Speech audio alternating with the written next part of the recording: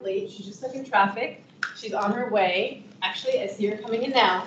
So hold off. She's walking right in and.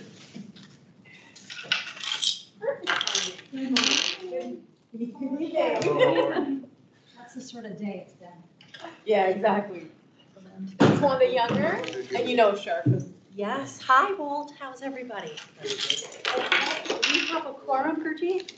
We've got 1, 2, 3. We're having at least one more. We do not have a coming. Fatima. We got 4 right now. Yeah, you have 4. You need 1 more. Yep. We need 1 more.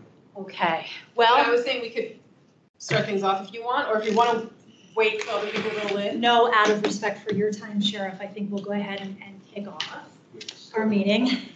I'm terribly sorry to be out of breath and late. I know. 66 was a nightmare Yeah. today, and there was a horrible crash, but And Helen, we also have Junho Park joining in virtually. wonderful. So- Good evening, Jinho. Hello. So, Sheriff, thank you so much for joining us. Congratulations Thank you. on your results from yesterday. We, as a commission, had an opportunity to speak with Beth Arthur Sure. about 1.5 years ago. And as I shared when Sheriff Arthur was here, our purview as a commission is sort of broadly to sort of oversee matters of human rights within our community.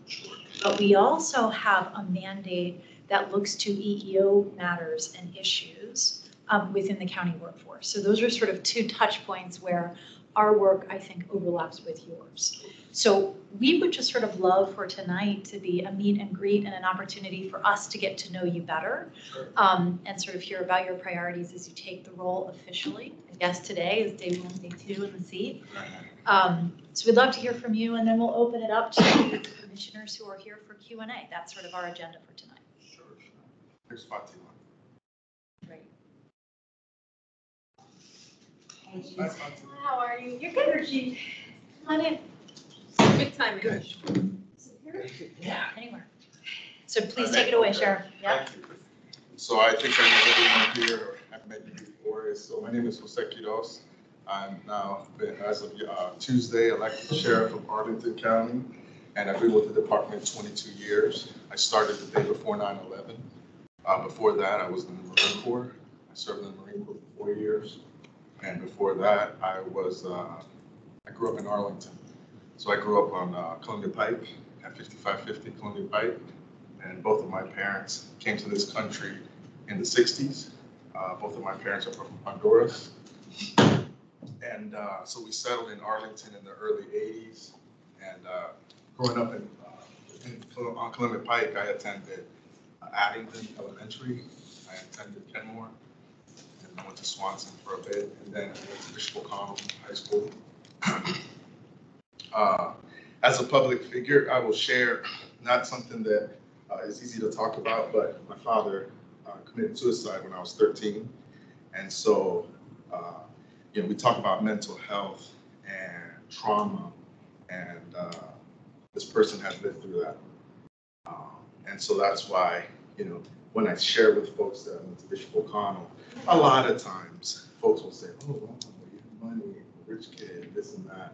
And I'll tell you, my mother and grandmother worked very hard to put me through Bishop O'Connell because they wanted, like all of us do, better for their children and an opportunity. And so for all those reasons, I sit here and I'm able to sit here because of all the things that my parents did for me and things that I've learned at a really young age, how to struggle and how to overcome.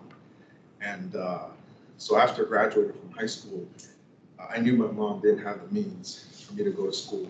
And Bishop O'Connell is a school that the majority of students go to college. But I knew that wasn't easy for my family. And so rather than just not do anything, I joined the Marine Corps. One of my principals was a colonel in the United States Marine Corps. He was tough. Had a lot of conversations with him for being late to school and different things as a young man. And at the end of the day, I wanted to be like him. He was someone that people respected, and his service meant something. And so I joined the Marine Corps, and I went to Parris Island. I was stationed in Camp Lejeune for a little bit. And ultimately, after leaving Arlington, I was sent back to the area, and I was stationed at Marine Barracks, Washington, D.C. And I served there for 4 years. That's the home of the Commandant, the home of the infamous evening parades. And so all of those things, and as we reflect this, today we had an opportunity to celebrate the Veterans Day celebration up front. And I mentioned my family, but my service in the military really taught me something, especially a young man that didn't have a father. And so moms love their children, and moms will let you do, pretty much whatever you want. And so I knew my mom cared a lot about me, but I wanted that structure. And mom gave me structure, but I needed that structure from the masculine side. And so I found that in the Marine Corps. And to this day, I take pride in my service, and definitely shaped me as well as my family. And so when I was in the Marine Corps, I met my wife to be, and so I knew when you're not married, you can't take your significant other with you in the military. So I was headed to Japan. So I said, oh, I'm not going to miss this opportunity. And so we met in 1999, and we're still together. We're still together, and we've grown up together, excuse me. And I bring her up because I'm proud of my relationship, and relationships start when you're young, in your family. But I had the opportunity to meet someone that was not related to me and start a relationship, and we're still together. We have 2 children, and because of her support and because of the one person I've been with since 1999, I ran for sheriff, and she supported me. There's many events, and there's many things that take up your time. When I asked her if I should run for sheriff, the first thing she said was, how can I help you? What can I do to help you as sheriff? And so that shows you how unselfish the relationship is. It wasn't, well, how long are you going to be at work, or is your time going to be taken away? So I can't show up every day because the leader of the organization has to show up. Every day it's hard. There's a lot going on, but the leader sets the tone. I believe that everyone looks to the leader. And so if you come in, you're having a bad day and it's all over your face, or the vibe, that I believe it's contagious. So I try my best to come in, and I'm a human being. Of course, there's tough days, but every day you come in and you show up to do the work. And so, like I said, I'm married, I have 2 children, and I've been with the department 22 years. Started the day before 9/11, and really grew in the department. Was assigned into the jail, like every entry-level deputy is, at least when I started. And so I'm jail certified, court certified, civil process certified, and law enforcement certified. I have 4 certifications through Richmond, through DCJS, Department of Criminal Justice Services. So had the opportunity to really grow and learn in the department. And yeah, that's, unless you have any other questions, I could go on and on and on about my career, but it's been a great career. This is like yet another phase, and you never stop learning and listening. And do you know everything? I had many opportunities to reflect, and a good friend of mine that knows both me, myself, and knows Sheriff Arthur says, Jose, you can't compare yourself to Sheriff Arthur 2023 because that's someone who had 36 years of experience. You compare yourself to a new sheriff. And so that's what I am, and I'm learning, and there's an opportunity to, I believe, take the agency to the next level.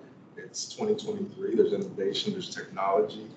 Some things are, revisit strategies and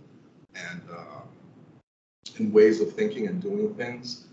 One thing along my campaign, and yesterday I took the day off, not to relax and watch TV and all that, not to get into the political world, but all those signs you see in the community, they have to come out of the ground somehow and get back into the recycling. And the community, I know they're irritated with seeing them, and so I wanted to pick up my signs. So not only, do you have to prepare for speeches and forums and debates and still show up to work, but I was picking up my own signs, and I was doing it on George Mason and a former person who was incarcerated pulled up. Now they work for the refuse, the county. And they were like, hey, and so they were like, remember you when you started? And I mean, he stopped traffic with his truck, but he was so happy to see me. And he says, let me get those signs. He's like, you shouldn't be carrying these signs. But those are the kinds of relationships that I have. And you foster them, and they're built out of respect. You know, there's 351 people right now, as of right now, in the facility. And so those are 351 human beings. We could get into a long discussion of how they get there, and for the most part, you know, the sheriff is responsible for the jail and the courthouse and serving civil process, and the police that arrest folks, and they patrol and by the enforcement in the community. And so but once they get into the facility, it's the job of the sheriff and the sheriff's staff to ensure that people are safe. And it's not easy. And it's not, you can say that over and over again. And, but that's what I signed up for. If it was easy, everyone would do it. And while I've met many wonderful leaders in the community, they're like, yeah, I can do that job. And so we all have our special place of where we want to be and where we strive. And so here, technically, I'm finishing Sheriff Arthur's term. This is still her term until the end of 2023, and my term starts in 2024. But learned a lot and continue to learn, listen, be open to speaking to folks. And you're not always going to agree with everyone, and you're not always going to have the answer. I don't claim to have every answer, but you have someone that's here to serve. I've been serving since I was 18, and yeah, it's really the story's full circle. You know, it's yeah, it's amazing. I never thought as a kid growing up in Arlington, after my father passed away, my mom never learned how to drive, and so it was tough. We had to ride the bus. And as soon as I was 15 and a half, I got my license. And my father's buried in Maryland. So I was at 15 and a half driving on 495 to get to Aspen Hill, Maryland. And so I don't tell you this for pity, because I don't need anyone's pity, or I tell you this because that's what I lived through. And so if I did that at 15 and a half, taking care of my mother and my brother and younger brother, life is a heavy lift. And you know, wearing this is more than just pinning it on. You know, it's living it and building the trust with you all during difficult times and in the fun times and the great times. You know, the parades, and then there's times that are not as tough, not as easy. So that's a little bit about me, probably a lot of it, but well, just Sheriff, to be first, transparent with you. yeah, first of all, thank you for your service on this eve of Election Day, and thank you for sharing your history with us. It's always so cool to hear somebody who is serving in Arlington County, growing up in Arlington County. Yes. You're a real Arlington County lifer. And thank you for sharing with us your history. Now that we have a more full deck of commissioners, I suggest we'll go around and we'll introduce ourselves to you. Great. And then we'll open it up for Q&A. So maybe I'll start and we'll go around this way. My name is Helen Conley. I'm serving as the chair of this commission. I have sat on this commission with Roland and with others for probably 13 years, 11, 12, 13 years now. And it's been a pleasure to serve the county. We'll go over here to Stephen. Stephen Krieger, 722nd term coming up on the commission, and I have a small law firm here in Arlington. Roland? Excuse me, Roland Watkins. I've been a member of the commission since about 2012, and prior to that, I served on the Equal Employment Opportunity Advisory Commission. And again, congratulations. My name is Fatima Argan. I am, I guess, one of the relatively new members of the commission. I'm honored to be here. My background is, I do have a background in human rights in various capacities throughout my career. I don't think we have enough time to go through it, but one of the things that I have been focused on is, you know, throughout, definitely since the past decade, is interfaith dialogue. And I want to continue to work in that capacity to see how we can, you know, keep communities safe, unify communities, around common goals of what we can do to help our community, and working in the interspace to make that, interfaith space to make that happen. And congratulations again. Very met, Walter Sargent. I've been a member, it's going to be 3 years, nothing compared to the other folk, but I've been here. I'm a resident of Arlington for about 23 years. I'm originally from Costa Rica, and I love Arlington, and I've been here working with everybody, with Roland, and then making sure that everyone who's not heard can be heard. And I'm a total advocate for the Latino community. And welcome. I'm glad to congratulate you. Nice to see you again. Jose, I'm the Assistant County Manager for ADA Human Rights and EO. I've been with the county since 2018. Wanda, please. Okay, Jose knows, we know each other. I've worked in the sheriff's office for 30 years. I live in Arlington. I'm interested in being a member of the Human Rights Commission. I'm currently a member of the NAACP Arlington chapter, and glad to be here tonight. Welcome, Wanda. We're very glad to have you. Hi, Stefan Klein. Congratulations and looking forward to your service in this new role. I've been a member of the commission for about 1.5 years, although I was a commissioner many years ago for about a decade. But thank you. And Junho, I know you're on Teams. If you'd like to come off and introduce yourself, you're welcome to.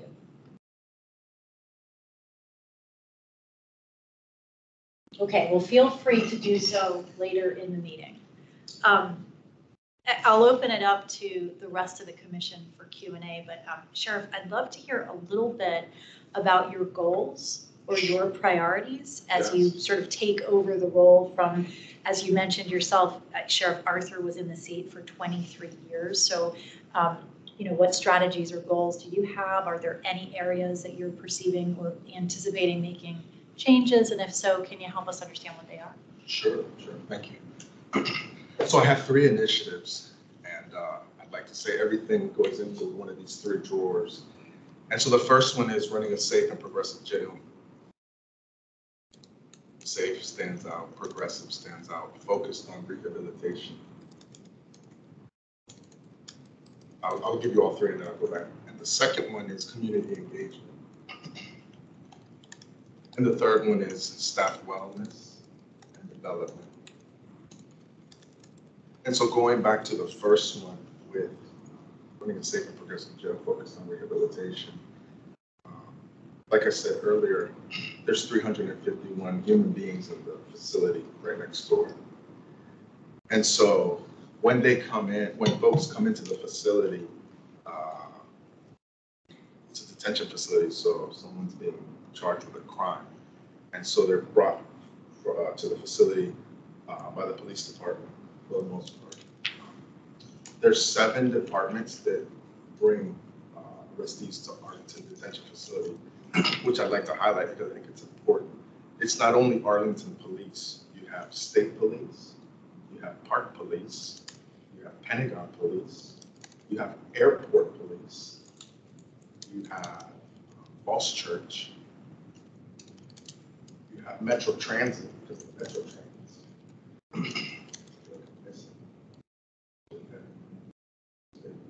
But you get the gist of it. Yeah, no, not DC. So anything that's, any crime that's committed on Arlington County property. And so that's, just with even those, it's a lot. There's people constantly on the trains, constantly on the roads, the airport, Pentagon, all of them. So you get the gist. So these departments make an arrest and they bring them to the Arlington Detention Facility.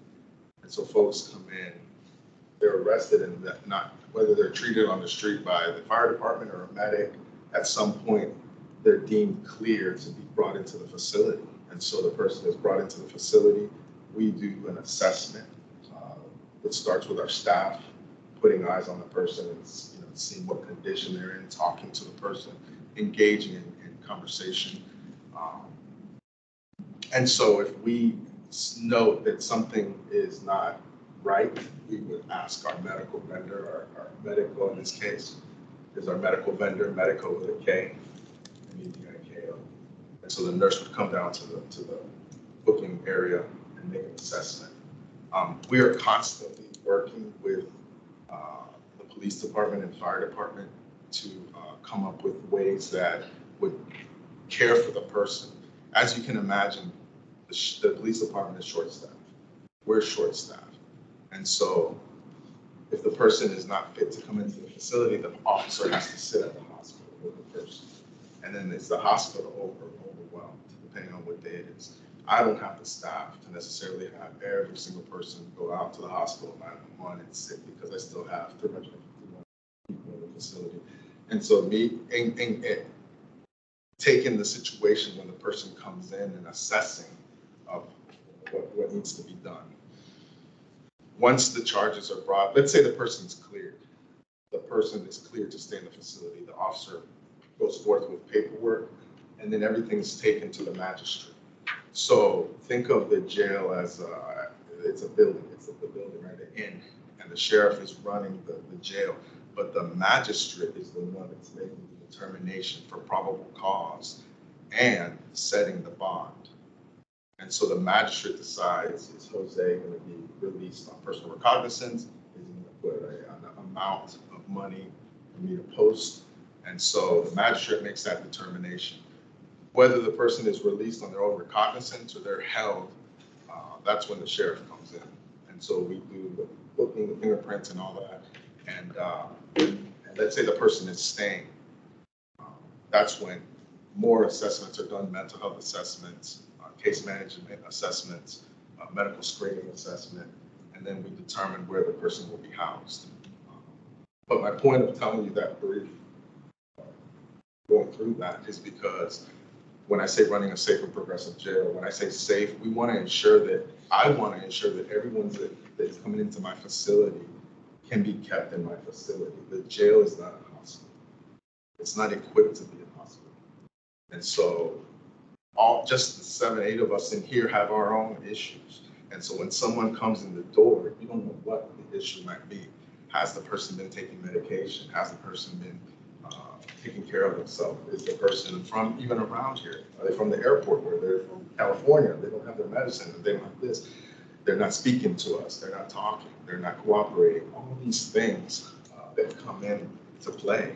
And so the sheriff's office and the staff are now charged with ensuring that this person gets the care that they need while they're in the facility.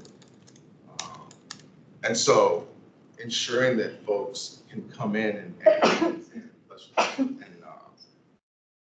and be taken care of is extremely important.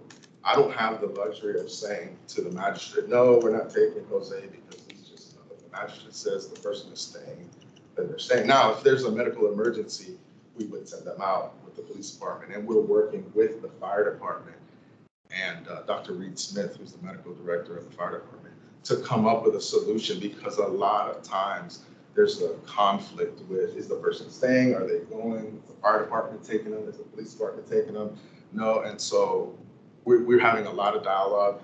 I meet with Chief Penn and Chief Pavlitz every other Monday. We have, call it coffee. A lot of times there's no coffee, it's just conversation. But so having that dialogue and coming up with solutions to these situations.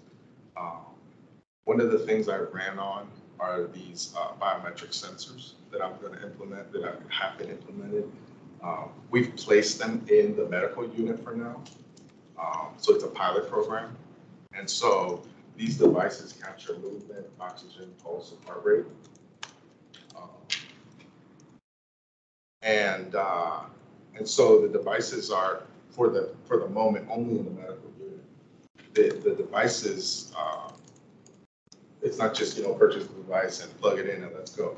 The environment, the area where the devices are going to be implemented needs to be wired. And because of the nature of the building, it's not easy to just, make a hole in the concrete and just, slide in the wire. So we outfitted the medical infirmary with the wiring and what's needed to get these devices up and running.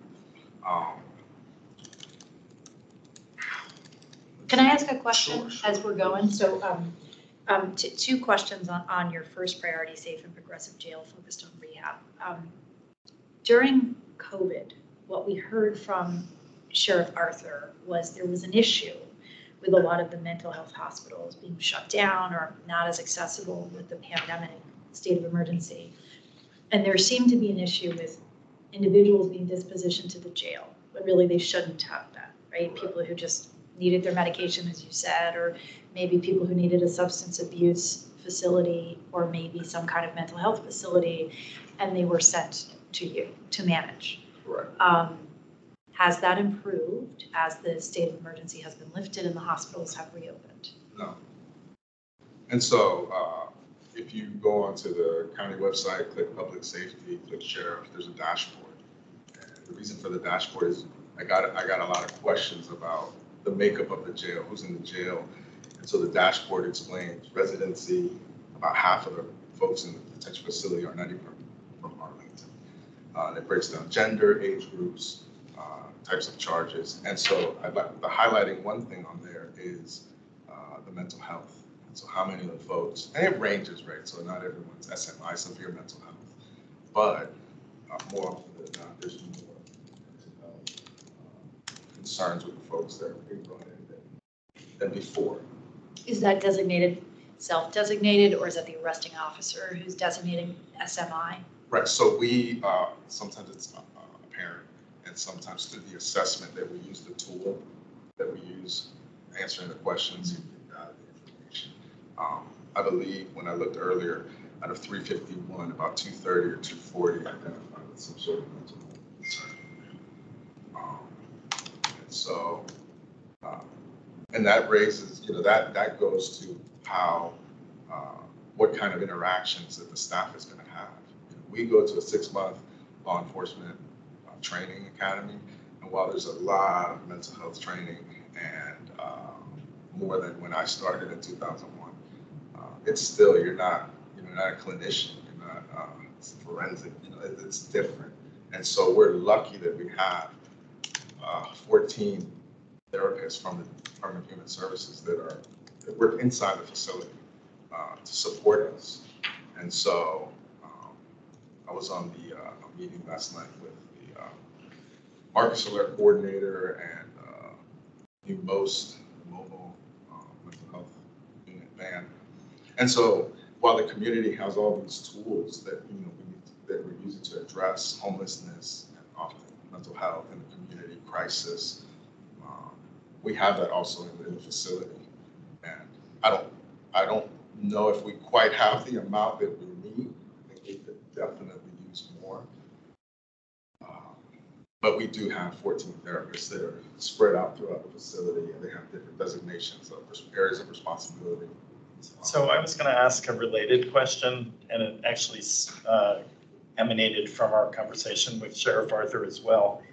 From our perspective, reading newspaper accounts and others, it also seemed like over the last decade there were way too many deaths in the jail, many of which were associated with probably SMI issues, but I think not completely.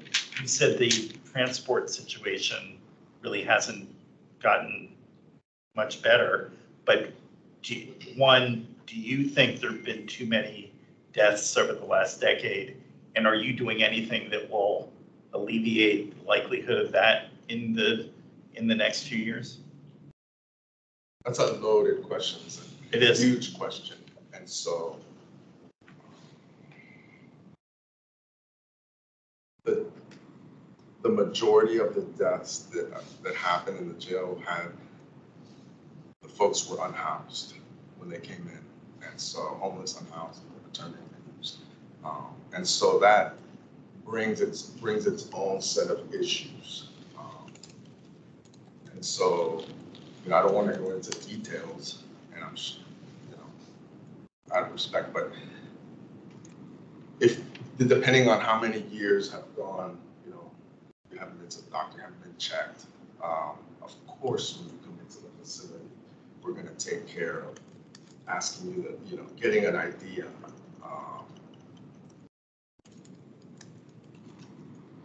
But often we don't get cooperation. I won't know what's going on with Fatima if Fatima doesn't help me. We could draw labs, you could refuse the lab. You could have someone, here I am trying to get some blood to draw blood and you don't want a needle near you. And so it's a constant struggle to get someone to comply so that you can help them. What about if you don't want the help? And so there's a lot of times that medications are prescribed and the person doesn't want to take them. And so what do you do then?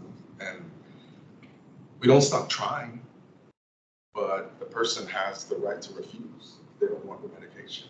And I think that you want to get the person in the right state of mind so they can understand why we're asking them to comply, and so they understand, what medications they're taking, that it's their right. They have a right to ask that. And so we do find a lot of times, I don't want to get off topic of your question, but getting the person to comply with if you want to help someone, they need the help. And so it's a struggle in that area.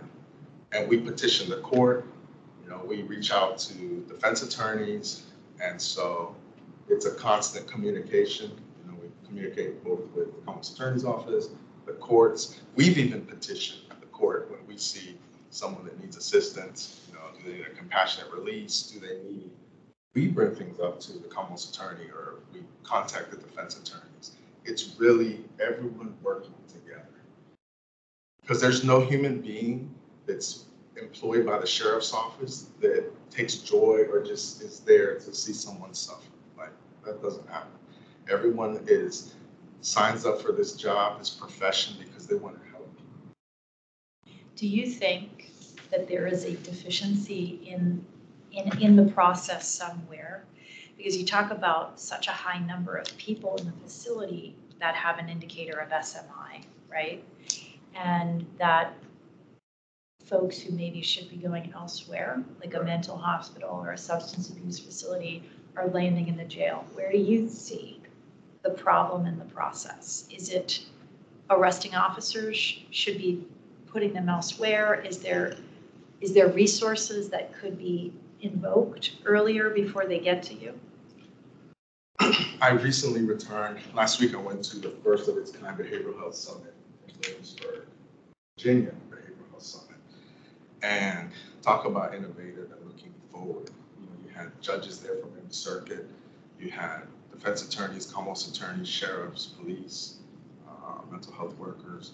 And so the conversation was revolved around the sequential intercept model. Intercepts 0 and 1. Super important. I fall under intercept like 2 and 3 and 4, jail reentry. But just today, when I was sitting, was anyone at the concert today? But we were at the concert. There was a gentleman doing karate kicks in the air, severe illness.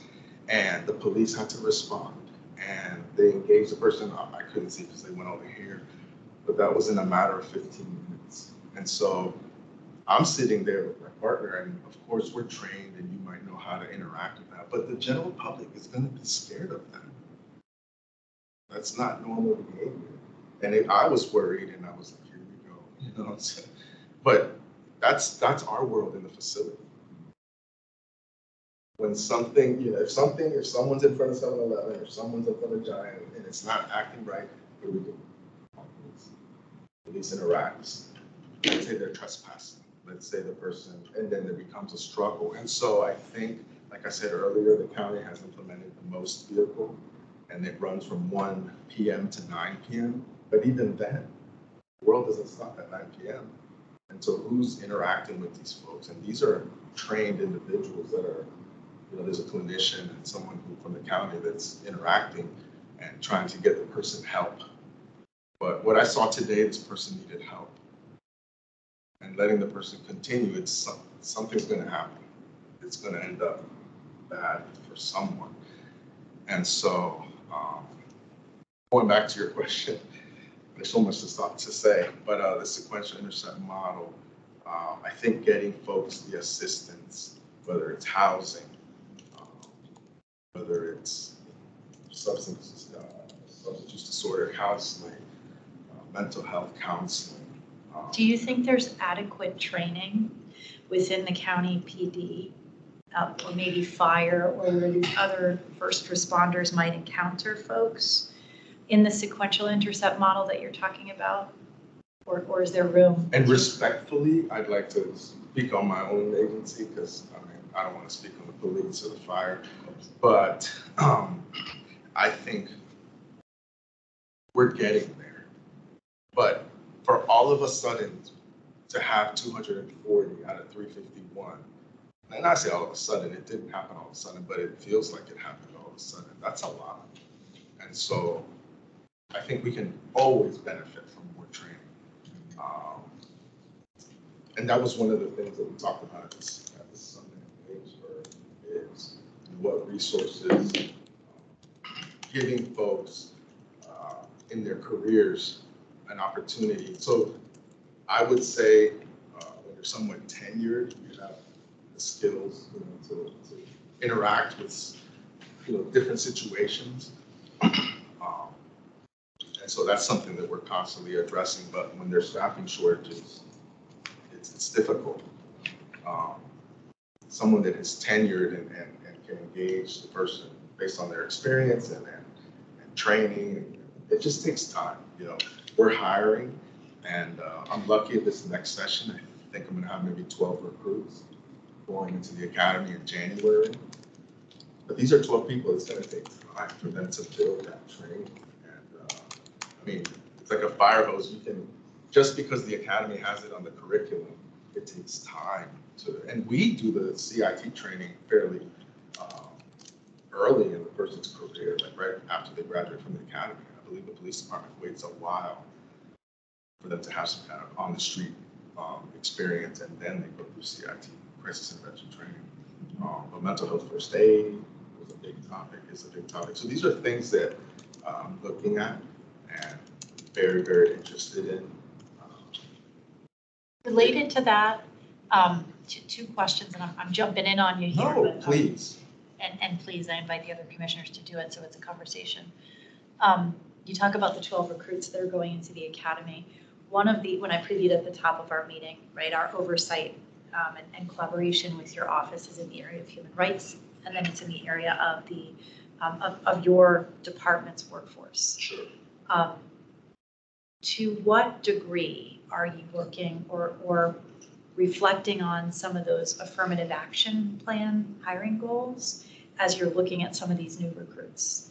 And I think, if memory serves, and others, please course correct me, but I think in your office you're having a hard time finding female officers, right?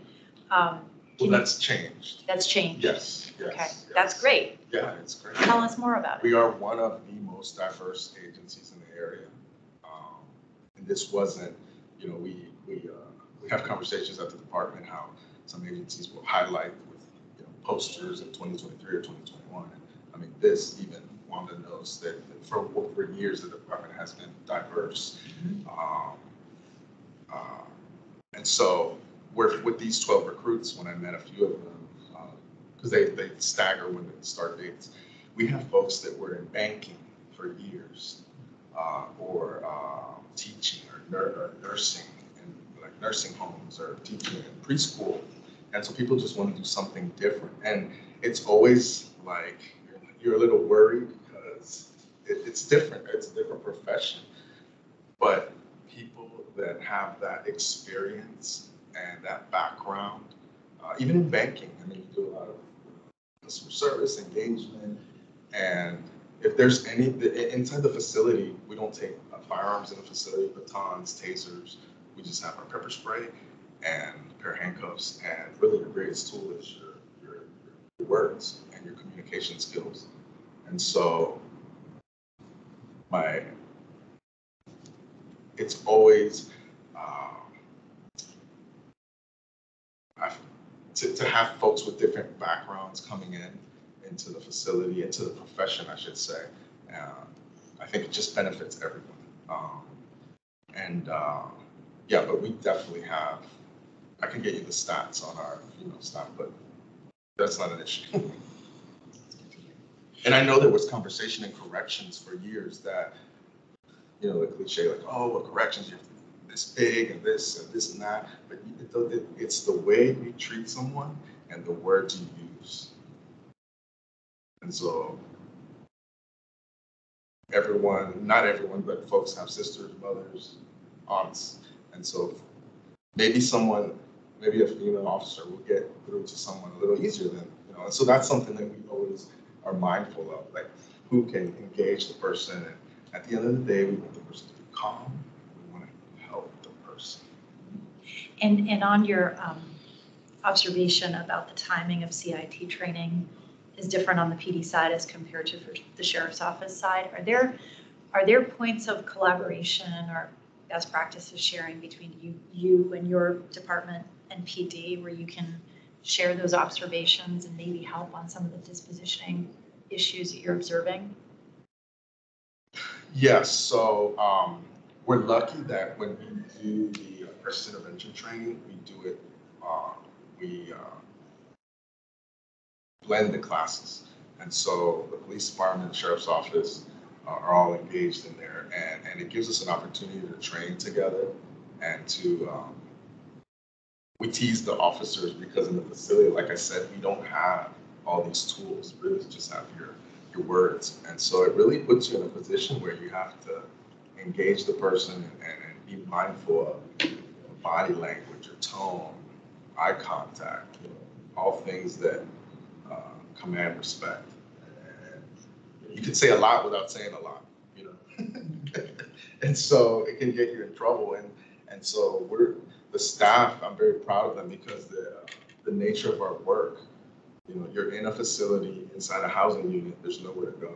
And so when you have to interact with someone, it's very real. You know, it's just me and you right there at the moment. And a lot of times the words you use or don't use can make a difference. And so, yeah, collaborating with the office, with the police department, and mostly the police department. I know they collaborate a lot with the fire department, but we, nature of our profession, yeah, law enforcement, we collaborate with the police through our CIT training. And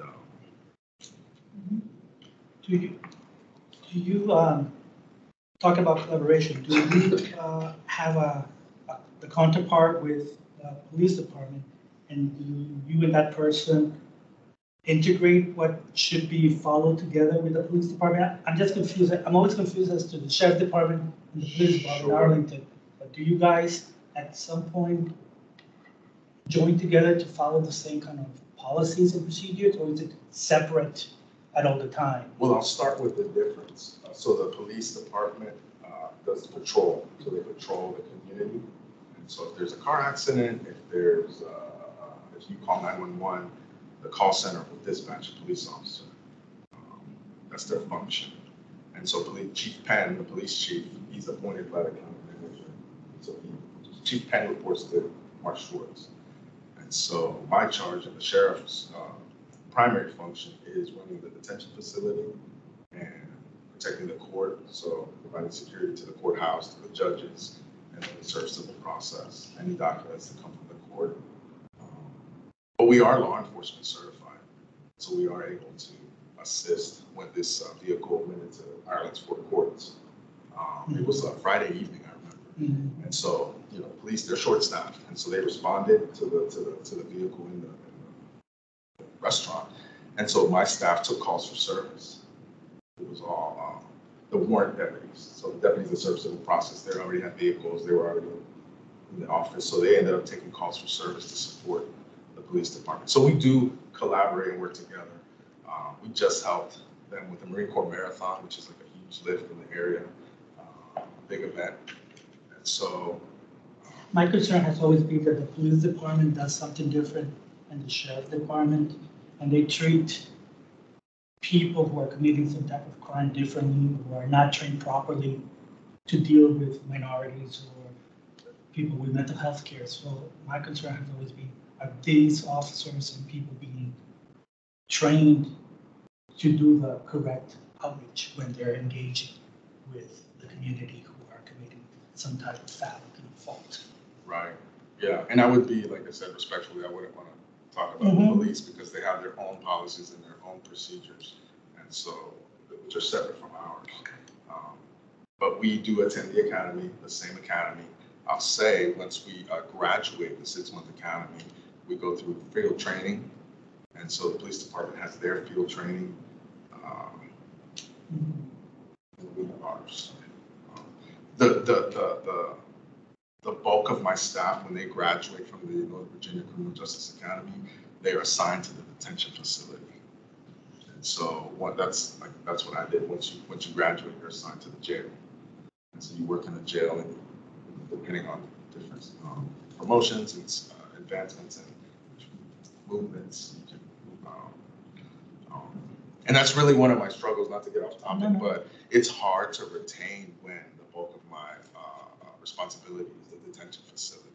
And so my staff are human beings. And so human beings, we all can only take so much.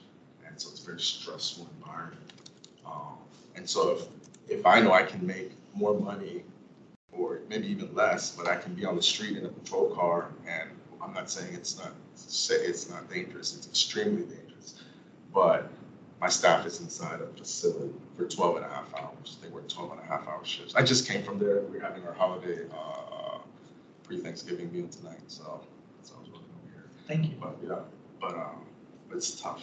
And so I don't know if you were going to ask me about staffing, but the Metropolitan Police Department offers, I believe it's a $25,000 bonus, $25,000 bonus. And so it's a conversation that I have with the county board and Mr. Schwartz about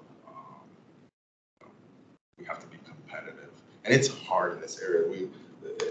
One of the things you'll find in this small area is the number of police departments. I mean, I named like 8 earlier, and that's just, so there's so many, and everyone's vying and trying to recruit the same talent pool. And so what I'm interested in is recruiting local folks from the community.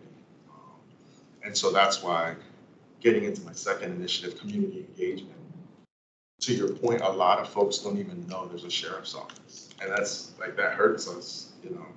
I'm Wanda, for being a veteran of 30 years, you're in this profession because you want to make a difference. And so when folks say, oh, there's a sheriff's office, it's like, wow. And so what I did early on when I was appointed sheriff is I assigned one of my deputy sheriffs to the community. And graciously, the police department has a community engagement division. And so Chief Penn was gracious enough to allow one of my deputies to join. And so she literally sits with them in this building. She's a part of the team. They're great. They embraced her. And so when the police department is out doing their community outreach, by the nature of the work, the police department is in the community, right? That's their work. That's their job, to patrol the community. Ours is inside the jail or in the courthouse or serving civil process. So of course, when they see the sheriff, they're like, it's not for a good reason. And so I want to build those relationships. And so Deputy Ferris is an Air Force veteran. She's bilingual. She's assigned to the Green Valley neighborhood. She does tutoring. She does reading at John Park. She's engaged with the Latino liaison officer. She often will back him up if he's out of town or on vacation. So it's a big difference. And the community has mentioned it to me when I'm out and about. They're like, oh, Deputy Ferris, and thank you for bringing her out. And so a lot of times when I go to an event, I'm trying to talk to her. She's busy engaging the children. They're playing soccer or playing basketball or building those relationships. How will someone be attracted to or want to apply for the sheriff's office if they don't even know that we're here? And so I believe there's a lot of talent in the community, and folks need jobs, and so that's a good opportunity. Can you talk a little bit more about the burnout point that you were raising, and that we're having a hard time with retention? What would you say is sort of the number of years in service in the sheriff's office after which people start leaving? Like, are you seeing a pattern there? We are, and so I said earlier that one, we go to the law enforcement academy. And so when these folks graduate, they have a law enforcement certificate, which is very, very attractive to other agencies in the area. Now I can grab Jose, and Jose's ready to go, and offer him a little bit of money. And so I believe that, as the leader, you have to show the staff constantly why they should stay and why this is a great place to be and work. And so to your point there, recently, last week, we just redid our roll call room, which is where staff report when they first report to work, the jail staff. And so it hadn't been refreshed, and I've been here 22 years and it looks the same. And so it was overdue. And, as many, with all due respect, this building goes through so many changes and it's beautiful, but we need the same. I mean, just a fresh coat of paint, and we got new floors, new chairs. It's like everybody's in Disneyland right now. And it's important. It speaks to retention, little things like that. It shows the staff that we appreciate them and care about them. Right. I want to sit in comfortable chairs too. I shouldn't have to come to Bosman to sit in a comfortable chair. And so it goes a long way, and I'm not knocking Bosman, but it shows them how much we appreciate them. And I was very thankful. Mr. Schwartz provided some funding for a refresh in the roll call room, and we're going to refresh our staff dining. And we created a relaxation room, which is a space where staff can take a load off. We have some recliners, but it's difficult because we're short-staffed. And so while all that sounds great, we need staff to be able to, it's implemented, but it's not where it should be. Do you think the compensation structure is off? Absolutely. I mean, you talk about this MWA 25K signing bonus. Yes. We- And compression is another issue. Yeah.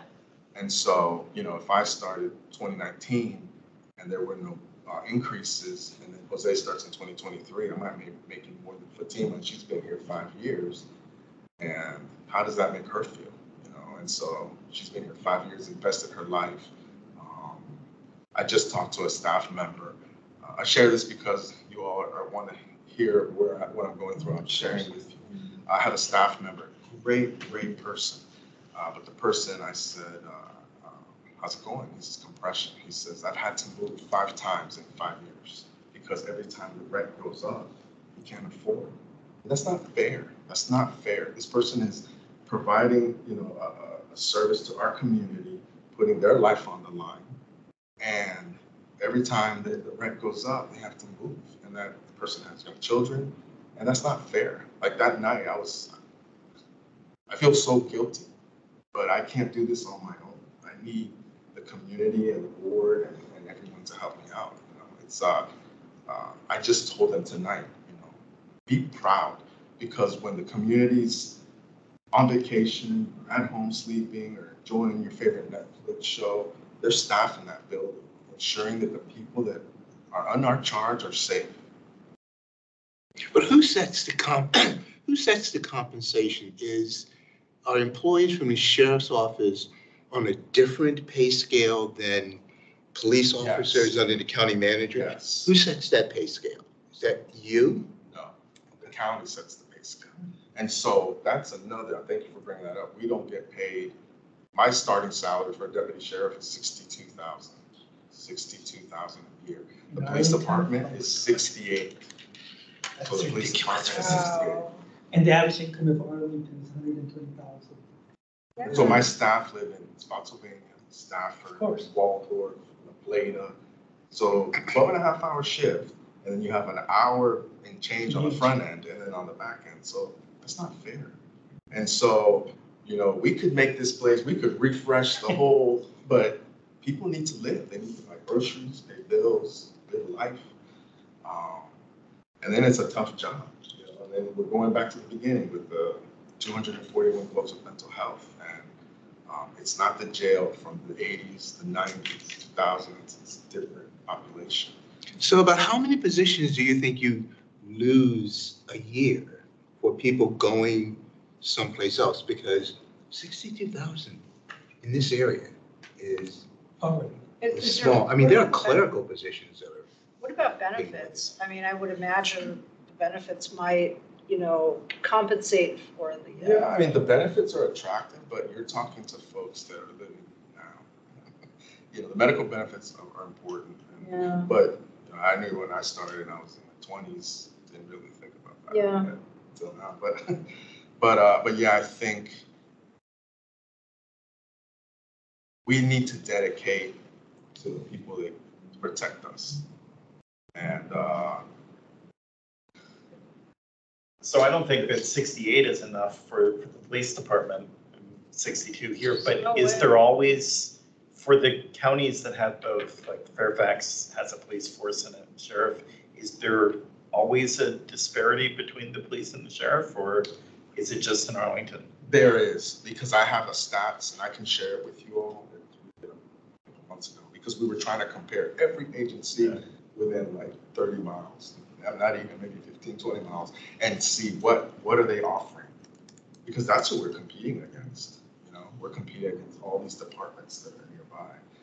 And so we often find when we're doing, the applications, the backgrounds, you'll see I've applied to Alexandria Sheriff, Fairfax Sheriff. And so it's very competitive. And I can see why keeping morale high in the office, just these small changes that you mentioned, don't cost a lot of money, but do make the difference in terms of the quality of life of people at work. Sure. It's important. It goes a long way, but at the end of the day, that paycheck, people are counting on that paycheck, just with gas. Everything going up. Yeah. I do have a question. I know you're stating that the reason why people are leaving is basically for higher pay or the opportunity to be on the road, work in the community. Are you aware of an anonymous survey that was conducted by your staff, giving reasons why people are dissatisfied with the sheriff's office? Yes, I met with the staff. And So you're aware that that survey mentions pay, but the overarching thing was management, leadership, and how they felt they were treated by the supervisor. right. And so we addressed, we had some staff, and this started when Sheriff Arthur was here, but we had staff that had kind of taken it upon themselves. Survey was August this year. Right. We had staff that had engaged in these conversations with Sheriff Arthur. And so it was brought back up when I became sheriff. And so we met with the staff. I met with them in my conference room.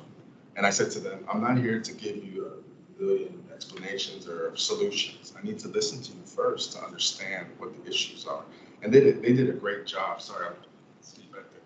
They did a great job explaining. They had done the work, which shows a lot. If you do the work, that means you care. And these staff are fairly tenured, I would say, 10-year veterans. And they had statistics and they had issues that they brought. And so we listened to them. And they had, like Wanda mentioned, they had done a survey. And so implementing these changes, it's not going to happen overnight. But if I don't know, then how would I be able to change these things? And so that was your question. Okay. Can I just make a comment on something that you mentioned earlier about it's 7 or 8 different agencies that bring people to the jail.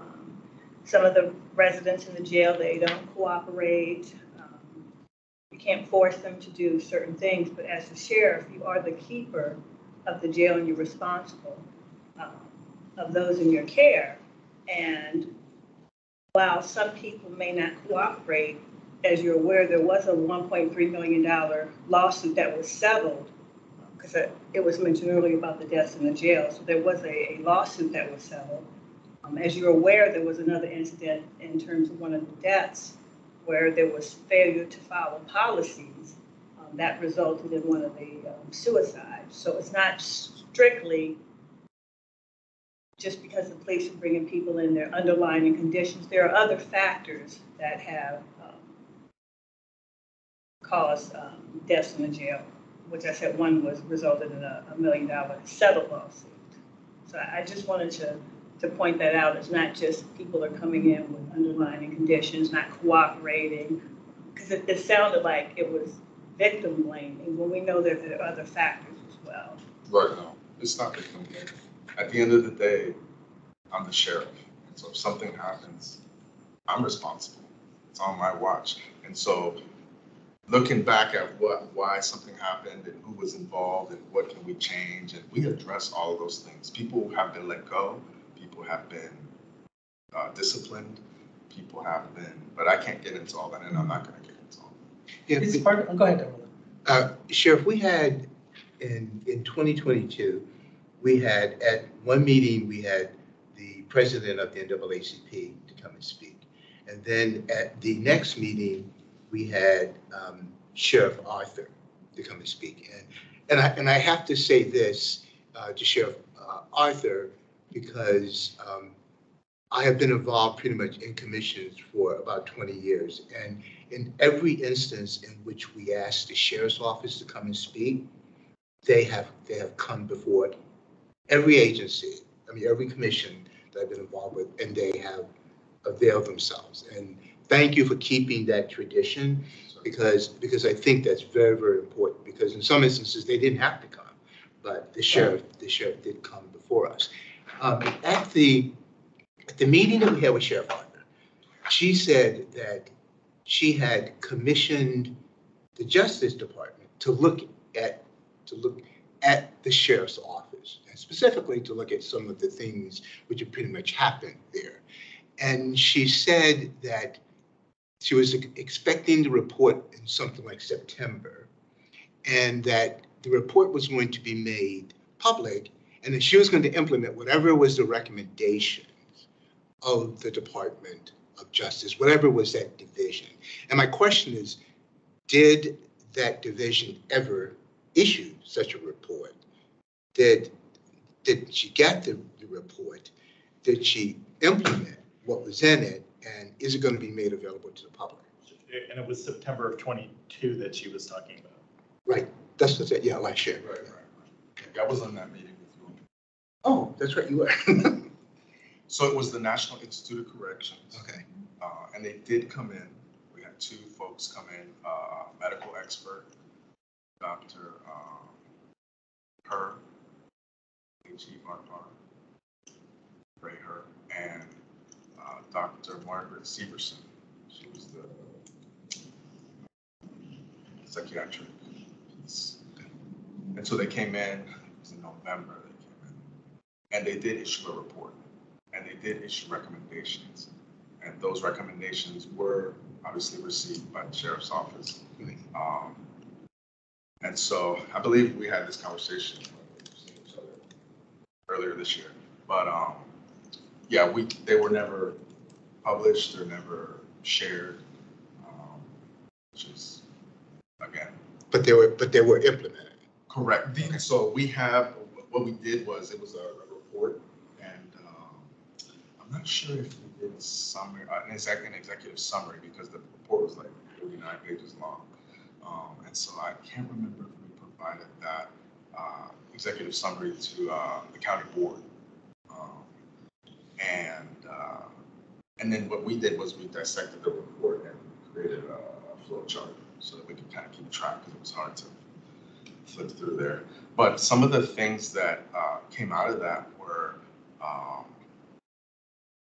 the amount of mental health, substance use disorder, and mental health folks that were dependent on medications. They were coming in off the street on opioids and substance use disorder. And so that was in November of last year. And since then, we've had our MAP program, medication assisted treatment program, up and running. And we've also implemented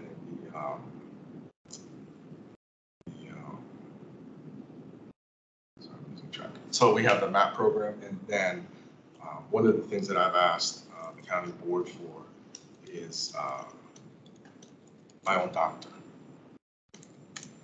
to assist me.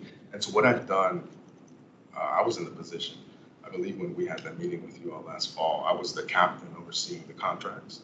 And so that's what we currently have. We have a captain that oversees our medical contract and our food services contract. And then we have our medical vendor. And so what I've asked the board is to give me someone with medical expertise that can provide, you know, the sheriff with some guidance that's separate from the medical vendor.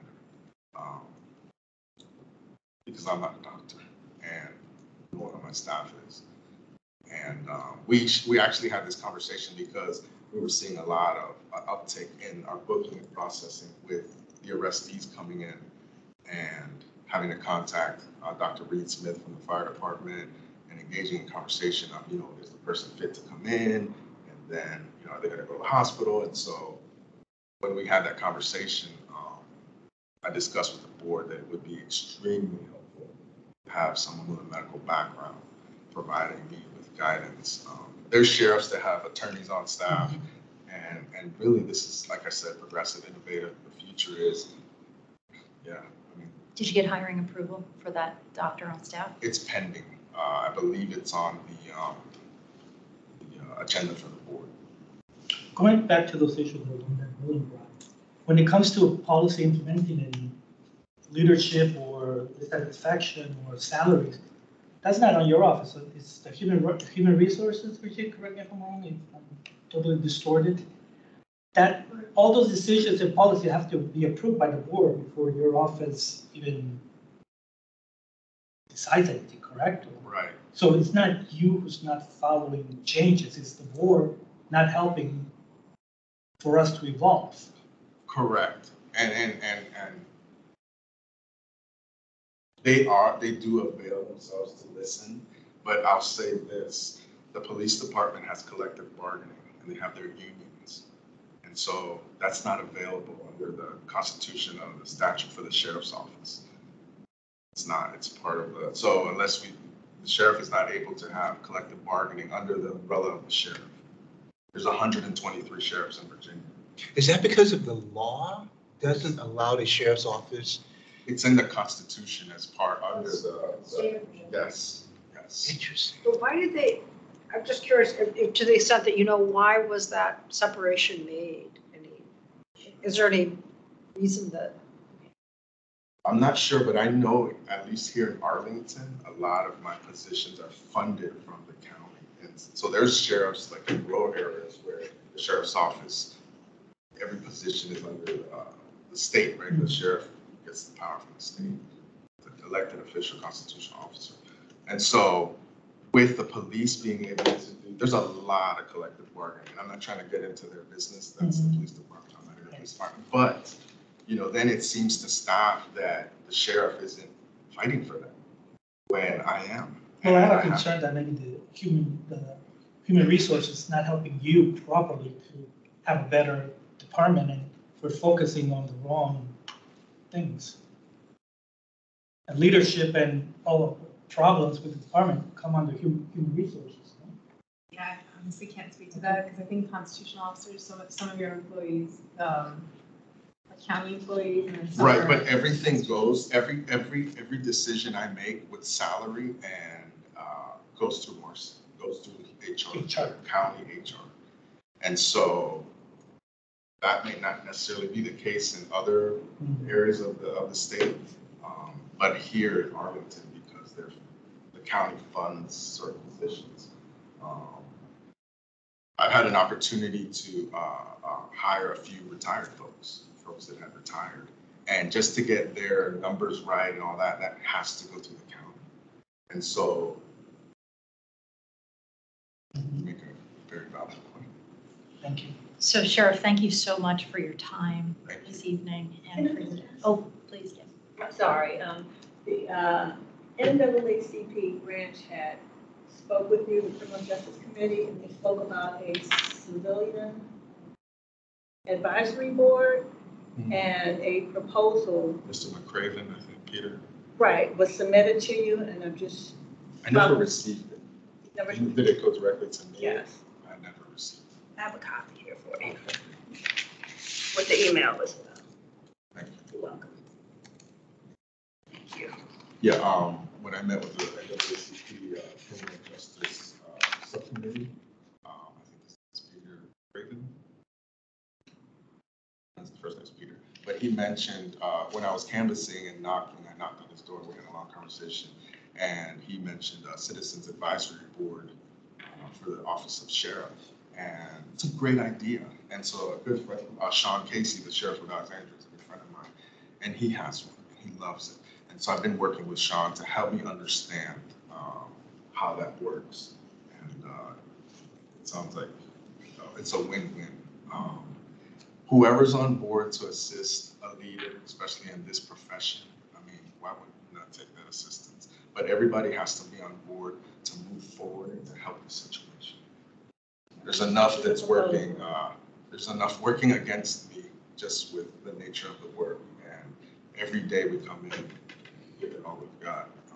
So I thank you for inviting me. Thank you. And I appreciate the time you gave me. Thank you. Thank you for being here. Thank you so much, Sheriff. Oh, and I just want to say, if anyone wants to do a tour of the sheriff's office, because in the past, we've done that. Absolutely. I highly encourage any member of the commission who hasn't done such a tour to sign up and do it, because you really do learn an awful lot about the facility itself with the tours. So.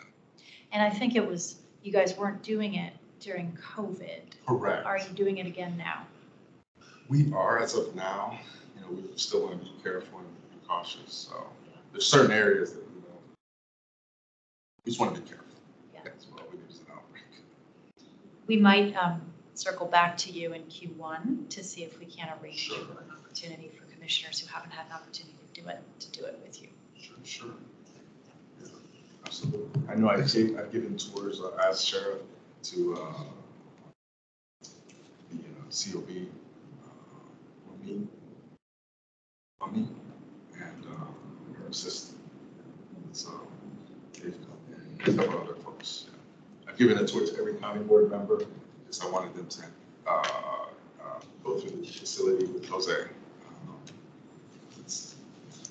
Where do we register to do that or sign up? Oh, you can contact me. Okay, just Yeah. going, okay. And we, if it's commission level, we'll come through one of us and maybe see if we can arrange something for a broader group, so you don't have to do one of us. Yes. Sure. Thanks so much for coming tonight. Thank you very Thank you much. so much. Appreciate your time. Thank you.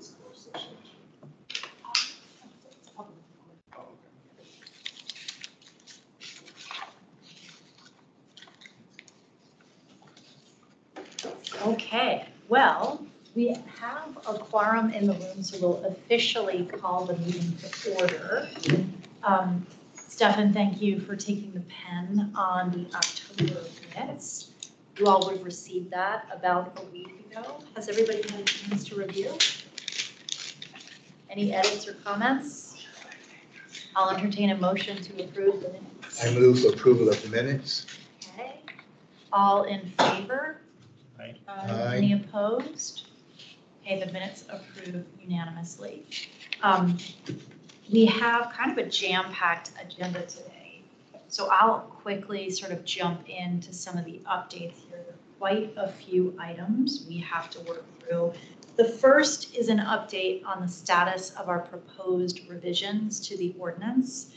And thank you to all. I know that there are a lot of moving parts behind the scenes that a lot of people are doing. Stephen and I have had a couple of, well, let me say it this way. I have had a conversation with Christian Dorsey about 3 weeks ago, asking about the status of the ordinance, our first markup of the ordinance where we were just adding schools within the purview. He doesn't have an answer on it yet, but did indicate that there is some degree of pushback on it. And it was that the pushback fell into two categories. One, there was a question posed as to whether other jurisdictions really are incorporating public schools under the purview of their respective ordinances. And then two, Christian sort of previewed a concern that including Arlington County Public Schools in our ordinance and modifying it as such could have an impact on collective bargaining and could, sort of be tantamount to a change in process for how the teachers or other staff members of school bring their concerns for discrimination. Now, While I see that point as it relates to the inclusion of the county workforce within the scope of the ordinance, our first markup didn't get to that. That's coming in our second markup. So I didn't quite, and Roland, I know you have some thoughts on this. I'll give you the floor in a second. But those were sort of the two initial areas of resistance and reluctance that Christian identified when I spoke to him about 2.5 weeks ago. As a follow-up from that call, Stephen did some research and compiled information from other municipalities and their ordinances that had their public schools encompassed in the scope of their ordinances. We compiled that and sent it along to Christian. I think I did that over this past weekend. Have not yet heard back, but we're working that channel to try to arm him with data to show him that this is not, one, there's no Dillon rule issue here, and two, we wouldn't be unique or the first jurisdiction to do it. As a separate work stream, I know Carol isn't here, but Roland, it sounds like you may have had discussions with Carol on some of this. I'll give a quick overview and then I'll kick it over to you in a second. I know that Carol, as she promised she would, had some conversations when she went to the Virginia Human Rights Convention. And she sort of, I'm reading from her email, she gathered that not all other jurisdictions have the same enforcement ability that we do, but she noted that Alexandria is one of the jurisdictions like us that does. And she is meeting with Tanya, who, Gurjeet, you might be able to share Tanya's full title. I think she's like She's interim. Board member. Yeah. Right, so Carol took the action to talk with Tanya a little bit about what the resistance is, and Tanya also shared to Carol this concern about collective bargaining and how it could potentially be impacted or invoked if the board were to approve the modification to the ordinance that we had suggested. Carol also took the action item to engage with the our counterparts in Alexandria to get a better understanding of how they are operating with schools being within their purview. And I'm hopeful that at our December meeting, Carol will report back on what her findings are. Now, Roland, on the CBA and the collective bargaining piece, I know that there was an email exchange maybe between you and Carol. Yeah, and it's you have just- some thoughts on this. Yeah, it's just that I've had experience in my previous job dealing with collective bargaining agreements that had a provision dealing with EEO simply because in my job, I had the collateral duty of being the EEO director for the agency. And at the same time, the clerical force there at the agency was unionized. So we had instances, and in the collective bargaining agreement, and this may be typical, and you may know a little bit more about this than I do. It's typical in a lot of agreements, especially agreements dealing with public sector, that there is a provision for EEO. Like a So- grievance process. Right, and as part of the grievance process. So what will be happening in Arlington is something that's not new, pretty much is happening in all of the federal government. The key is that in the collective bargaining agreement, the employee doesn't have two bites of the apple. The employee can only they can either go the regular EEO process, which would be going through the Office of EEO, in my instance, me as EEO director, or they would go through the grievance process and there's a specific EEO process in the grievance process. They cannot do both. Right. They do one or the other.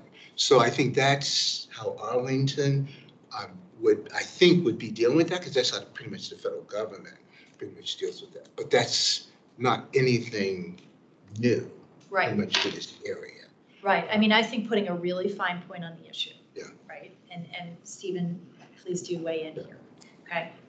And Wanda, for your purposes, just to kind of orient you as to, we're talking deep in the weeds on a broader issue, but we have proposed as our body that we would modify the human rights ordinance under which we work. I watched the last October meeting, so I got a lot of information. Awesome. Regarding that, changing some of the language. You got it, and we're doing it in 2 tranches. So we've submitted proposal number 1, which the only modification we're asking for is that Arlington Public Schools be covered jurisdictionally in the scope of our ordinance. Proposal number 2 will also include a recommendation that Arlington County workforce, right, so somebody who works for the county or the sheriff's office or whomever, has the right to enforce their rights under our ordinance. But we're not up to that. That's latter one. What I think, Stephen, that you and I have talked about is, I don't think that the resistance on CBA grounds is necessarily wrong when it comes to proposal number 2. Because if there are people who are negotiating a collective bargaining agreement inclusive of that grievance process, we're now saying here's another thing that you can do alongside of the grievance process and pick your poison, you only get one, right? You don't get 2 bites at the apple. That would be something that is new and that potentially implicates the CBA, but not for the first one, because the first one is just providing resources for students, which is what Stephen's piece that went up to Christian Dorsey had to say. So I don't think that we're going to totally avoid the CBA issue when it comes to proposal number 2. I don't see how it ties to proposal number 1. Do you have anything else to add on that? I don't know what the CBA says for workforce folks, but I definitely agree with some. I don't see how it applies to all. Yeah. I don't think, we don't know what the collective bargaining agreement says because we don't have it. That's part of the problem. Is it a public document? I would assume I it think it's being is. negotiated now, So. Okay. so I don't know that it would be available yet. And also collective bargaining agreements, as you know, are always subject to change anyway. So they can change it during the course of the collective bargaining agreement. And also the problem that one has is a lot of that is going to be subject to interpretation pretty much of the agreement, which, you know, could lead to arbitration as to whether or not provisions and stuff are applicable. So it's really pretty much up to an end. And the question is, do we allow that to govern the recommendation and just recommend something to the board and let them deal with it? Yeah, or of- put something in proposal number 2, so not just schools, but the later one, which, you know, frankly, at this point, they may coalesce, right? Because we haven't gotten proposal number 1 through, so we might just like push it all up. Yeah. But maybe it's finding an elegant way in the recommendation to say something like nothing herein is intended to restrict a person's rights that may exist under any applicable collective bargaining agreement, right? So if that's what the resistance is, we get around it in the draft. But I think that's something that the drafting committee can explore in our next meeting. So, and also, would the collective bargaining agreement apply to all employees? No. So then you could still have something like that for an employee, because Virginia is a right to work stay. So right, you can't but it wouldn't really, apply to managers. Yeah. There's a So whole basket of employees for whom Yeah. they may still avail themselves of our ordinance. So that's why it would be very specific to any applicable you have to. CBA, Yeah. right? So So that I'm might a be. little forgetful that the recommendation we sent up only applies to students, doesn't apply to employees or parents or. So we define, the definition of schools in the original ordinance was limited to private schools. So our markup said public or private schools. Right. So there is a prohibition on discrimination in education or in employment, but right now, if you are a county employee, you are not a covered person. So that's Because coming it's a in number public 2, right? So really effectively, proposal number 1 is just extending protection on the education side to students. But once we get to proposal number 2, it will encompass teachers. By including public schools as opposed to just private, why is that a student issue as opposed to an employee issue also? Because the Arlington County workforce is excluded from the scope of people who are covered and who can bring claims here under the current version of the ordinance. So what we're doing is we're saying that should be broadened too, Okay. so that if you're a county employee. So today, a teacher could not bring a claim under our ordinance. Modification number 2, they could. And modification number 1, students could on the basis of discrimination. in So education. one of the interests we had was trying to get proposal number 1 approved by the board by the end of the year while Christian is still there. Correct. It seems unlikely that that's going to happen. I don't know. The email that went across this weekend, we implored movement on this before the end of the year, before the end of his term, and I haven't heard back from him. So I had a conversation with him maybe a week ago. I don't know where that fit with your conversations. He seemed dubious because of the pushback that it was likely to happen. And it might just gel with our second proposal anyway for some time Yeah, early next year. I'm afraid of that, but I'm not gonna be Pollyanna about it, but we'll try. We'll see what happens on the email response. And they're still in negotiations, that's, because they don't have a final contract. So that's all pretty much up in the air. So that's where we are in the ordinance, progress, but slow progress, but discussions are ongoing. And we'll look to Carol in December for any updates she has on her outreach with Alexandria. Quick update on our HRC composition. As we know, Chris has resigned from the commission and Whitney's term ended, and Sean sent us a note today as he's sort of rounding into the final semester of law school. He doesn't have enough bandwidth to continue doing the work, so he tendered his resignation as well, which means we have vacancies on the commission, and I'm going to take this out of turn for a moment. Wanda, it's wonderful that you're here. We're so thrilled that you're here. If you want to take a moment at this juncture of our meeting where we're talking about composition of the commission, and tell us a little bit about what interests you in the commission and what you'd like to do and what your priorities are, what your background is. We'd love to hear it as we think about filling seats. Okay, sure. I'm Wanda Younger. I started working at the Arlington Sheriff's Office at age 16, and that was my entire career with the Sheriff's Office here in Arlington. I retired in 2020, right at the onset of COVID, with over 30 years of service.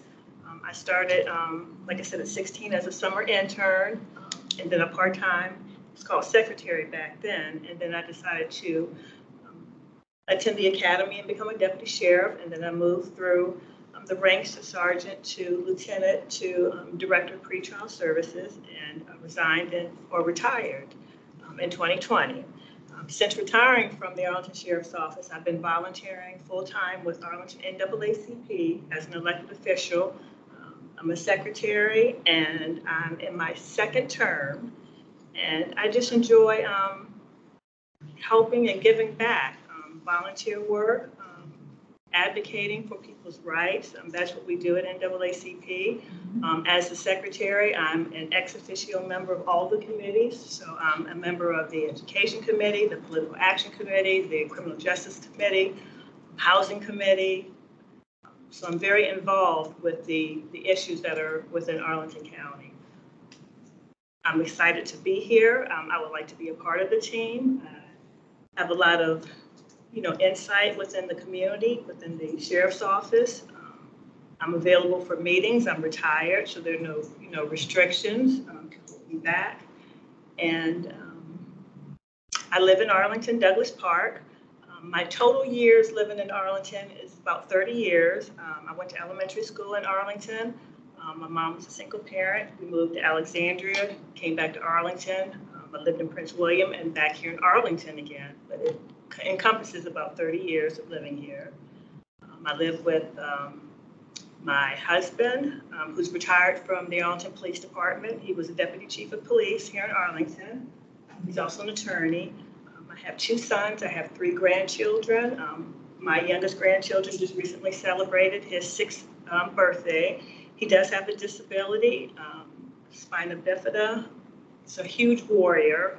He was diagnosed with not being able to walk when he was born, and it's just a blessing that he's walking, with assistance at times, but it's just a blessing. And I'm just here to help in any way that I can and advocate for fairness and equality. And I'm not afraid to speak up when necessary. I would love to contribute in any way that I can.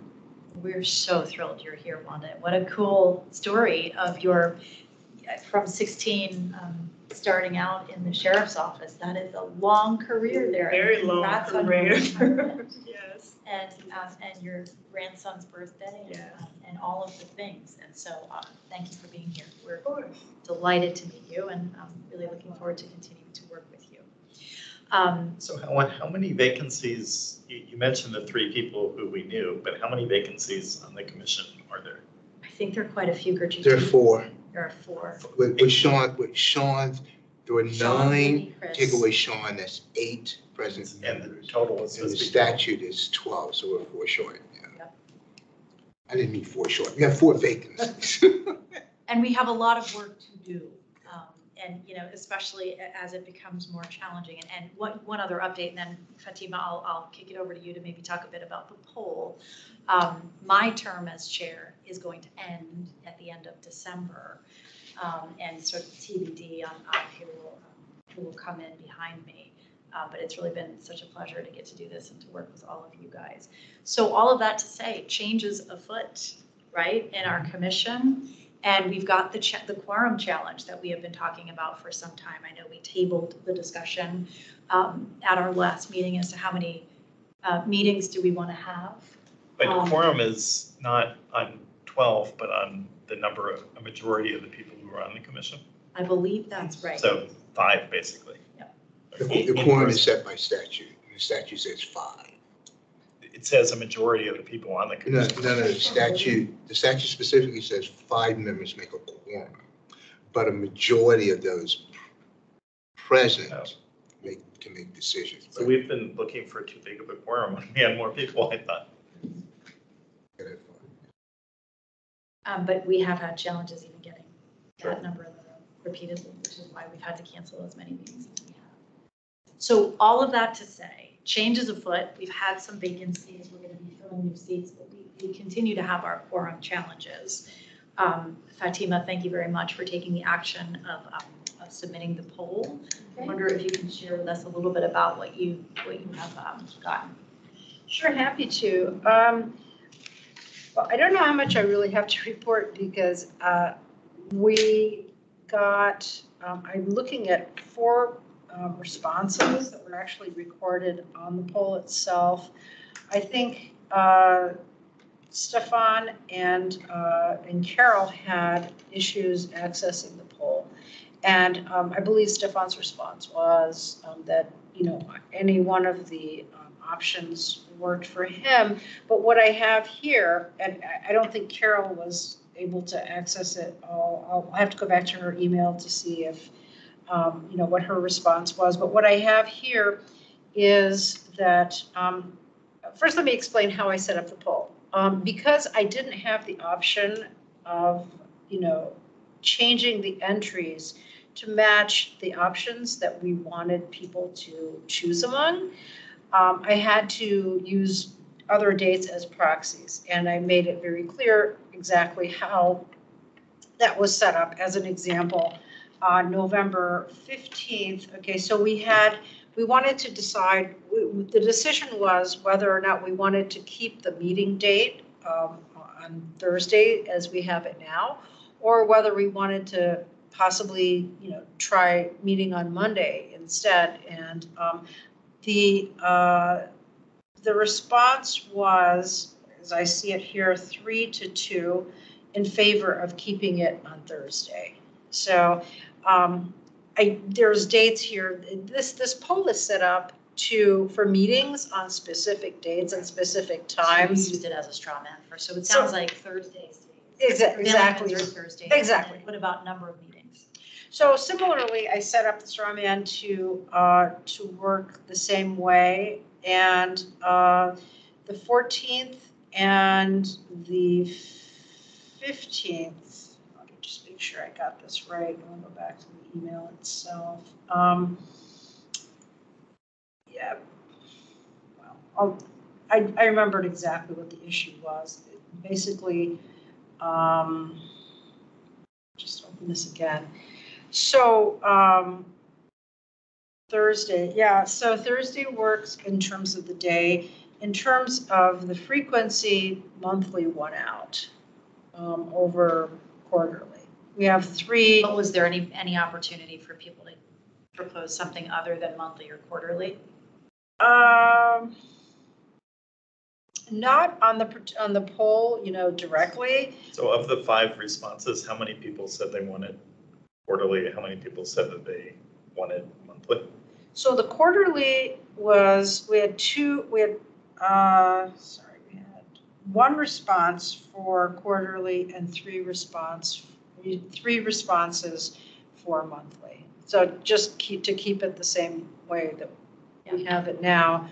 And, you know, it looks like people want to keep it the way we, you know, in terms of both the frequency and the day. So they want, you know, Thursday had the most votes, 3 instead of 2 for Monday. Okay, well, thank you. And, you know, Stefan said that any day would work for him. So,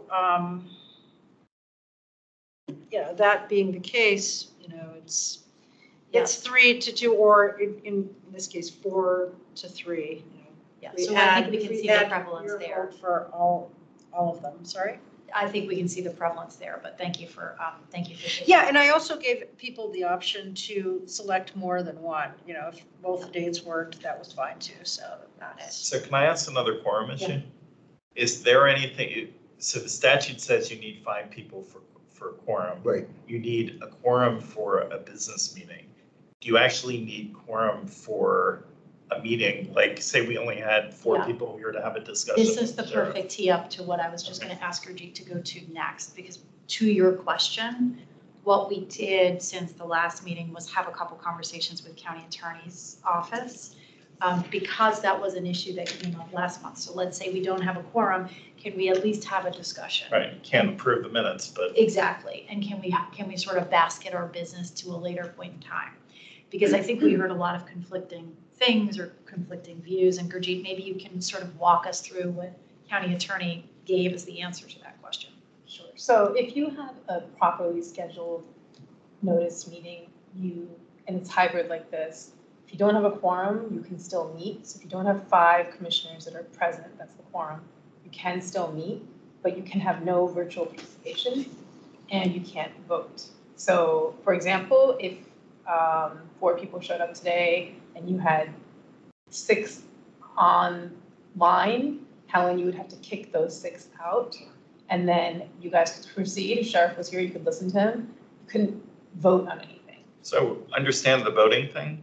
Did they give you a rationale on why you need to kick somebody out, or is that actually in regulation or? Yeah, and this, we can get you that information, but I think it's in the, whatever was passed during. The state thing? Yeah, the state, yeah, this is pursuant to an actual regulation or law. And I think in your electronic meetings, policy, it has to be consistent with that. And then beyond that, if you're thinking, you already know that you can have, I think, up to 25% of your meetings, which you already do virtual, but they can't be consecutive. And then beyond that, if it's just, you know, members just wanting to talk about something in a meeting virtually, whatever, that's an unofficial meeting, you can't have that. So can you have a meeting that is publicized, right? And something that's publicized for an online virtual gathering without a quorum that's separate and apart from the 3 that we're allowed to have each year? That's spread out in that's explicit in the state law as well? That's the interpretation of it, yes. I mean, this is nothing new, by the way. This is the same information that we shared when this first came out. It can be very confusing, and we went through iterations of it, Well, but yeah. I guess I'm asking something different. I understand you can have 3 virtual meetings, 9 in person, or whatever it is. You need a quorum in either case to have business. Yeah. You can't schedule a separate, say a 13th meeting online that you may only have 4 people and just have a discussion if it's publicized. So From what CEO is telling us, no. Even if, like, for example, we need to have a special meeting, something, you know, some issue arises At the where. committee level, for example. Yeah, and it's necessary for us to meet. You know. All It's virtual. unplanned, Right. you know, we just. Or it's we have important. 3 days so we can put it on the website and say, Yeah, so if extra you, meeting. It just. Is it a matter of the number of days of notice that we have to give? Is no, it- I mean, you could do a 13th meeting, and you could properly notice a 13th meeting, but you can't do it all virtually. Again, the rule is, right, you can't do more than 25% of, well, whatever 25% is. So let's say this year you decide, you change next year, you want to do 20 meetings. You go Right. from 12 to 20. 25% of 20 is 5. So you can only have 5 all virtual, properly noticed, like the other one meetings, where you can conduct business or not, right? But that's the all virtual. You can't have a Okay, fixed. so it's the virtual part that's the issue, not the fact that we, if there's a special issue that comes up that we can't meet at all. We can, but it cannot be virtual. Yes, and it has to be properly noticed with the advance time. So provided that's done. Okay, how right. much is the advance time? 72 hours? Okay. Yeah. But the fact is that we only have 11 meetings throughout the year. So we have to all base it on those 11 meetings to follow the rule. Because we have 1 month off. Right. And again, I mean, look, we're all here and I'm grateful that everybody is here. But the reality is there have been quorum challenges, okay? Right. And I'm not going to be in this seat after, the first of the year. So, I'm trying to be mindful and tee it up and position it for success. But what I'm seeing as a pattern is we're not actually able to do those 11 meetings. And so this is an opportunity to be like, do we want to be really impactful and meaningful about what we're doing and make it attainable for people? And I think the one other thing, just keep in mind as you guys are talking about this, is you guys all know that, emails can constitute meetings. Right. So just be mindful of that That's when all. you guys start Yeah. talking Within about 3 things. hours, within 3 hours or 3 I mean, people or? At the end of the day, we can maintain the status quo, but I just want everybody to realize that as I don't have the bandwidth to be in this role as much as I want to, and I will remain on the commission and support it, but I'm not going to be an anchor here. I'm not going to be able to be here every month or 11 months out of the year.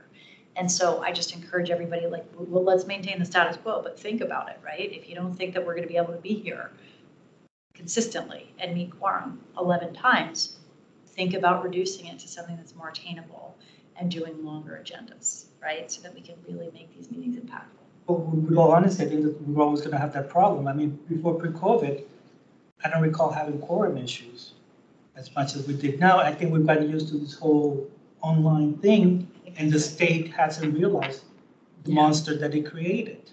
I think that's right. And it's And it's not just our committee. I belong to another committee, and we have the same issue. And I've heard from the other commissioners, they have the same issue where the meetings are just canceled. And I don't know what, we don't know what to do. Yeah. So I think the reality is, recommendation- thank you for letting us know, but Helen, I think at the end of it, it is what it is. And if we don't have meetings when people are not here, we just move on to the next Yeah, one. I'd say the only thing is, it's people are planning for it, right? It's usually, it's 4:30 on the day of where, I know I've cleared my docket and I've planned for it and I've arranged my client life around it, my family life around it. And that's hard over time. Oh, yeah. So I just think, again, it sounds like folks are happy to keep it as it is. That's great. That sounds fine. I'm just previewing that, the quorum issue is not going to go away, not until the General Assembly speaks and revises what is a ridiculous policy. I think we're all wildly in agreement on that, right? We effectively ran the work that we did with way more participation when we were able to do this from the comfort of our homes and our other lives. That is no longer the reality. And so there is a hurdle and there's a barrier to the work that we're doing. I'm identifying it. Right? We want to stay status quo, let's do it. And y'all can take it up in Q1 or, Q2 if it's an issue. Okay, I think, final thing on our decks. Stefan and Fatima, thank you very much for taking the pen on the letter to Marcy Foster with recommendations that we I think aligned on at our last meeting. And Wanda, we, for whatever reason, our September meeting recording isn't available. There was some tech issue, but we had a very good, productive conversation with HR where we talked a bit about some of the recommendations we heard from the vendor on the affirmative action plan. And it was a good dialogue on some areas of improvement or things that we might recommend that they undertake. And Stefan and Fatima memorialized it in a nice written letter from the commission, which we circulated about, 10 days ago. And that is on our docket today. If everybody's had a chance to review the letter. Does anybody have any concerns or edits to the letter?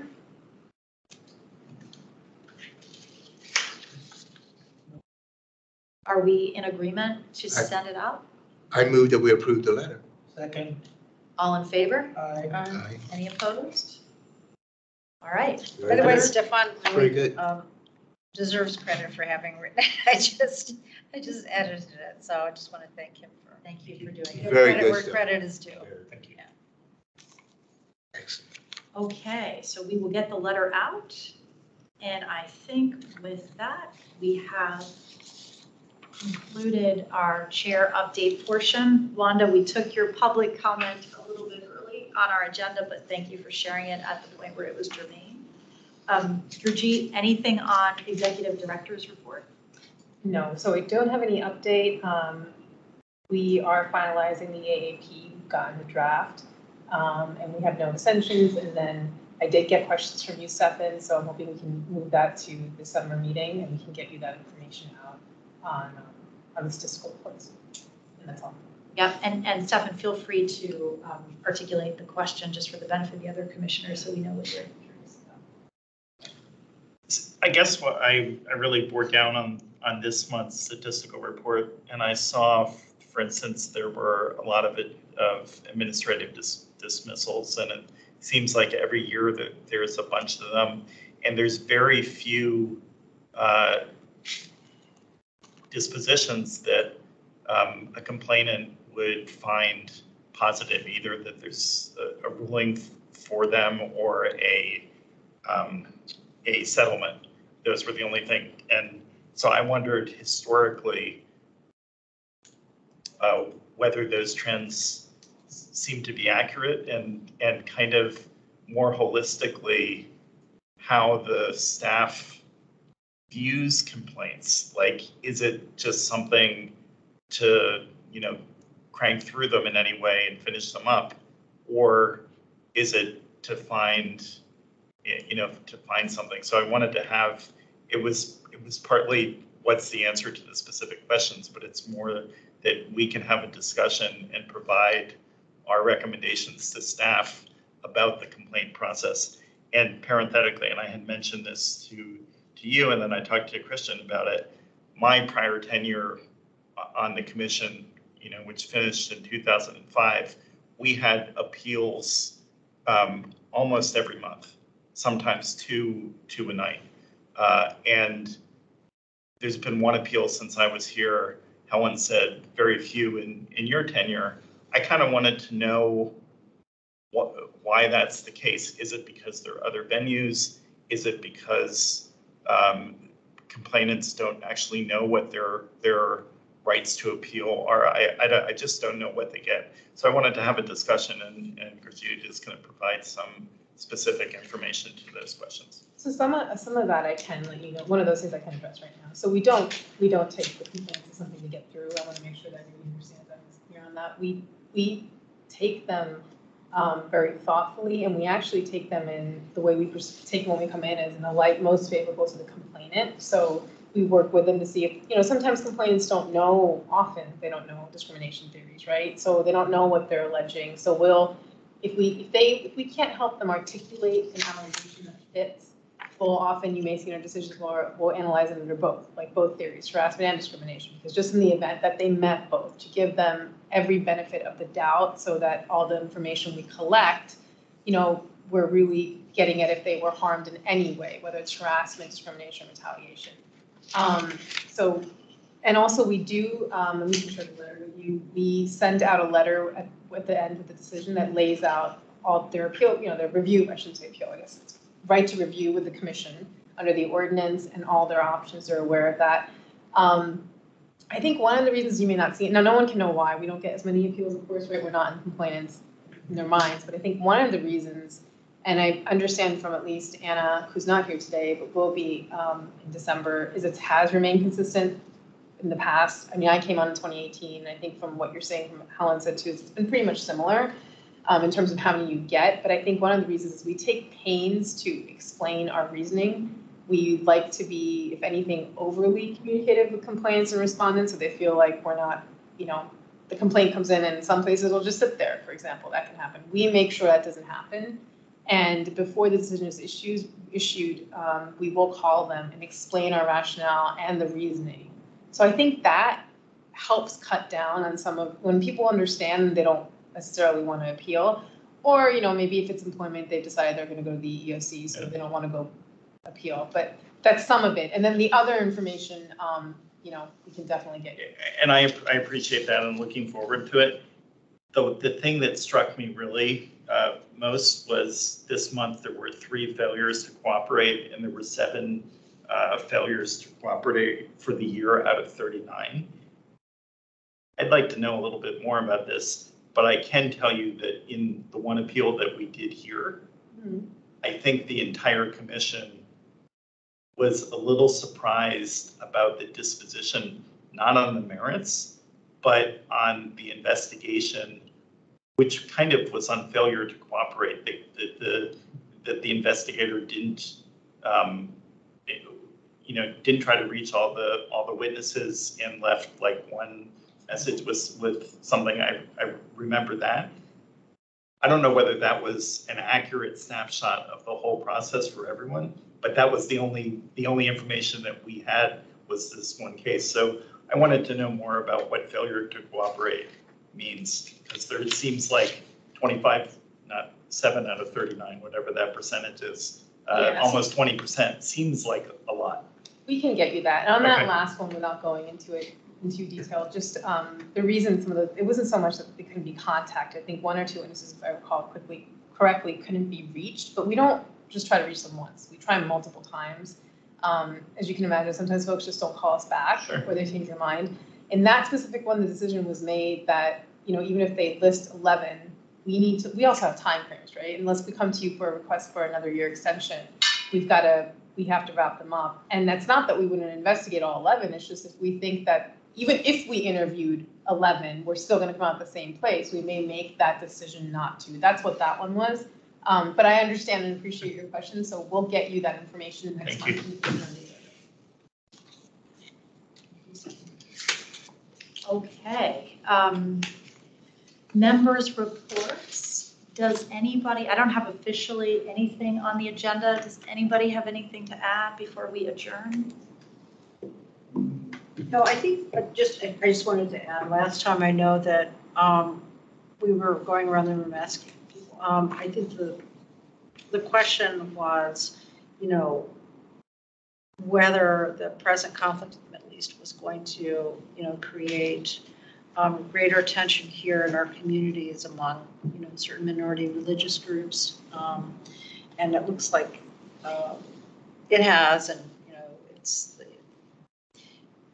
anti-Semitism and both this anti-Semitism and Islamophobia, as evidenced by a situation here in Arlington where I think the Council on American Islamic Relations was scheduled to hold its 29th annual banquet Saturday night at the Crystal Gateway Marriott, and they had to cancel it because of the threat. So, just a sense that I think just something to be aware of, in terms of what's happening in our communities.